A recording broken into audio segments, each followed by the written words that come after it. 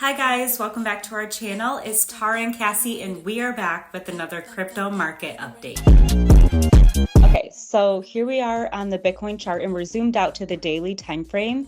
And for those of you that are new to our channels, I just want to start this video off by telling you our strategy of these updates, because we start on the higher time frame so that we can get a general view of what the market is doing on the macro trend. And this will guide us for our day-to-day trades and what things are doing day-to-day or on the hourly chart. And that's what Cassie will take us through. And so it's really important as a trader to start on the higher time frames and get a general understanding of where the market is going and its market positioning before you zoom into the smaller time frame. So that's kind of how we structure these videos, just so you guys know what to expect in the long term. And then Cassie goes in to share with you what to expect today, basically, or in the next couple days. So I just wanted to say that for the new people. So here we are on the daily time frame. And over the weekend, I think that we had low volume, and I think that didn't help Bitcoin push back above its MA. So if you remember from our update on Friday, we needed to break back up above this MA to continue on with this trend. And it's had a major fight trying to break up above that MA. And so it's come down and it's right at this major support here at this 236 fib. We've been sharing this fib with you guys for a while now. This is at 62,000 and it's come down 2 times and has now tested this as support. I'm not too concerned about this RSI crossing down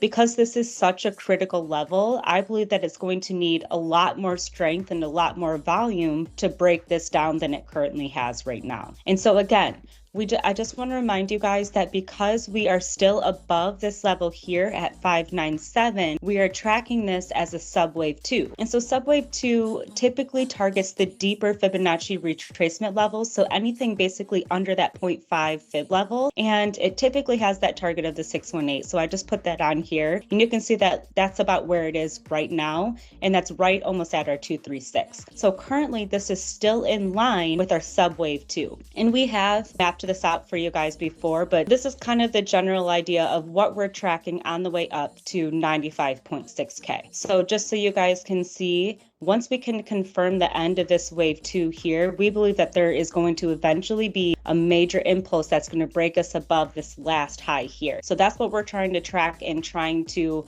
plan ahead of time before this impulse occurs. Let's have Cassie zoom in here and get a closer look at what's going on to see if we can determine if this wave 2 is complete or if we're going to be targeting lower levels. Okay, so here we are, Bitcoin 1 hour. This is that subwave 2 that we've been tracking. And we talked about it coming down to 0.5 retrace and that 618 retrace, which is that green box that I have here. You can see we are slightly below that now. So just hitting that golden pocket. What I'm tracking is this last low that slightly dipped below that pocket. It started to create a bullish trend. So that's just slightly what I'm going off of right now. There's not much else to go off of. And then you can see we are right up against that MA. So we are hitting some kind of like short-term resistance. It could potentially come down and try to bounce again off this trend line. So that's what I'm going to be tracking for. So we could even see subwave 2 come down to here. We could even see subwave 2 come down to here.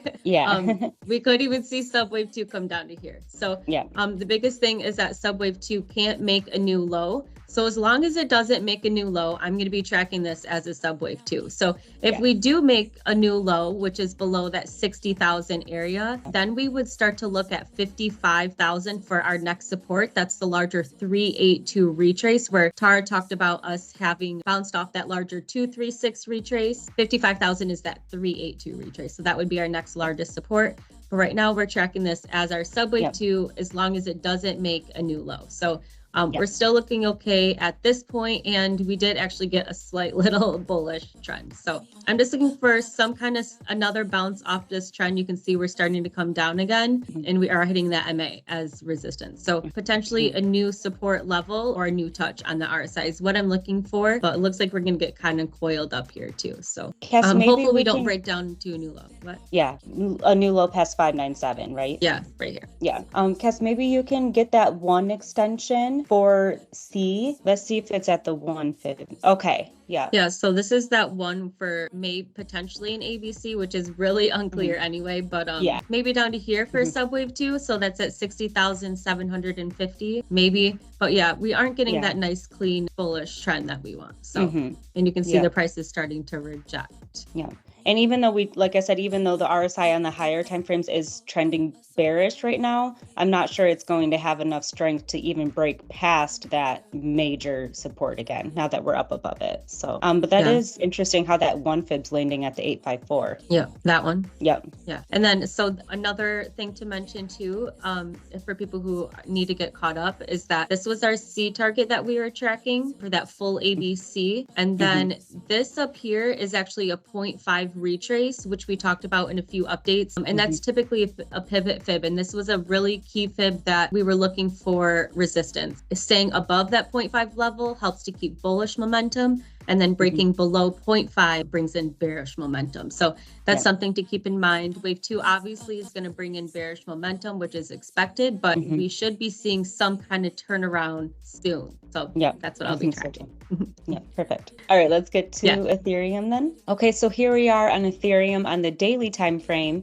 And really not much has changed on Ethereum, guys, because we're still within those critical levels for wave 4. We still needed to move out of these levels to confirm this next trend. And so Ethereum has already come down and it's hit that 382 support level, which is typically the target for this entire wave 4 correction. And so that's right here at 3115. And we keep mentioning this level because it's going to continue to be a major level for Ethereum. And as long as we are above this level, we've already completed our full wave 4 and we're tracking that new trend for the 5th wave. And so Ethereum is keeping it above this level here at 3115. You can see it broke up above it and now it's come back up above the MA and it's sitting on top of the MA and this 3115 as support. And also the RSI is trending bullish and it only has a tiny little bit before it hits its MA, and the MA is also curving up as well. So Ethereum looks a lot more clear than Bitcoin that Ethereum is trying to start that new trend, whereas it seems like Bitcoin has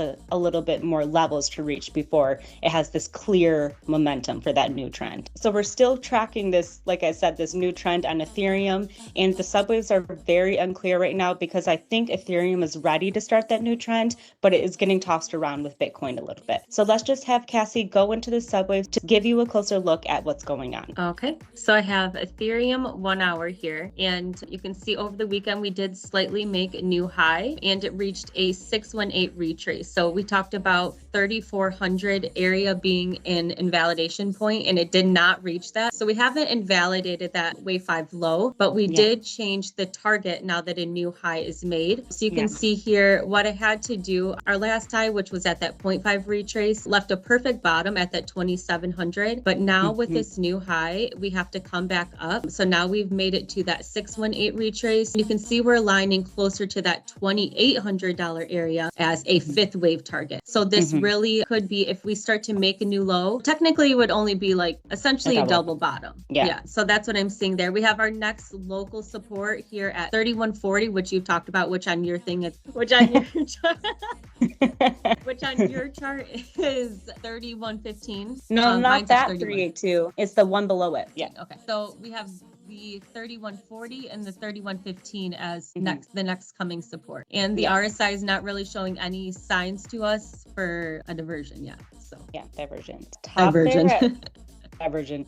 That top there at the 4, looks like it's more bullish than when we were at that other high where we were tracking the last high for 4. Don't you think so? Yeah, like the it was in the overbought. It made it to overbought for sure, but we did get a good top. Yeah. But still, look at this RSI right now. There's nothing to go off of right now. So I just wanted to say that because we're still in the same levels on Bitcoin, Ethereum, and XRP, basically, we're still in these same levels. So we're still going to be tracking the same exact waves that we've been tracking for almost 2 weeks now. We need a break out of these levels so that we can confirm that we're on this new trend. And so that's just what we're doing in the meantime. We're tracking the subwaves just to see if we can get any more indication of the next wave that's about to come. So that's what we're doing here. So. Yep. And then making sure that we have our most up-to-date retrace levels pulled. So that's the most, if the larger direction of the market is unclear, just always have your support and retrace levels pulled, because that will just always give you a general guide either way. So make sure that you have those, and you can see this is just going to help us get a guide as this comes down. So